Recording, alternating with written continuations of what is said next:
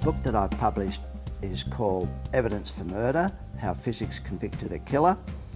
It's written primarily to explain to the general public the forensic science or the forensic physics behind my investigation. I was first approached by the police in 1997, just before the coroner's inquest, and the information I was given by the detective at that time indicated to me that Carolyn Byrne had probably jumped off the cliff and committed suicide. Then there was a coroner's inquest where the coroner returned an open verdict. He couldn't decide what had happened. And then 6 years later, I got a request from the police for a formal report on my earlier calculations. So I was very surprised it took them so long to contact me.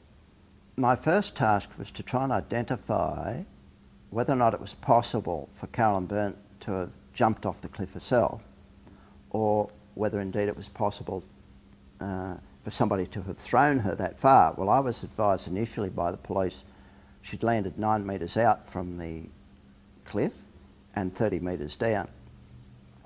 And there was a safety fence running along the cliff edge, so it wasn't possible to take a long running jump. And it was then that I contacted Detective Jacob, who was the head of Task Force Irondale, and I insisted that I throw a policewoman into a swimming pool, otherwise we're not making any progress.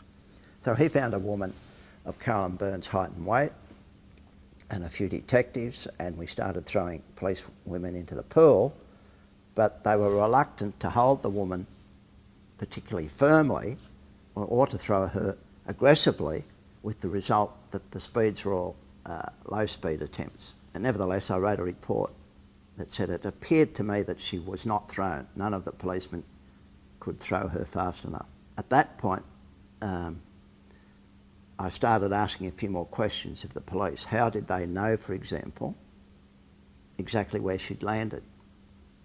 And the answer was, well, nobody's ever asked me that question. I don't know the answer to that, but we're going to have to get Mark Powderly, the rescue squad officer who recovered her body. So he was brought down from Dubbo. I went out to the gap with him. He pointed to a rock structure and said that's where she landed. And he didn't know, and I didn't know, that he was pointing to a different rock structure to the one I was initially told. And this new one was another 4.5 metres further out, which meant that any of my jumping, diving, throwing explanations that I'd offered in my first report were totally irrelevant to this new landing spot.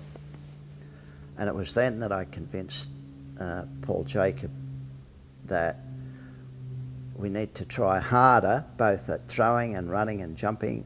I instructed the thrower to throw her head first into the swimming pool, pushing on her backside and holding her under the chest to run up. And that technique proved to me and established that a woman can be thrown far enough for Carolyn Byrne to have landed where she did. What was the one thing, Kate, that prompted the investigators to finally charge you?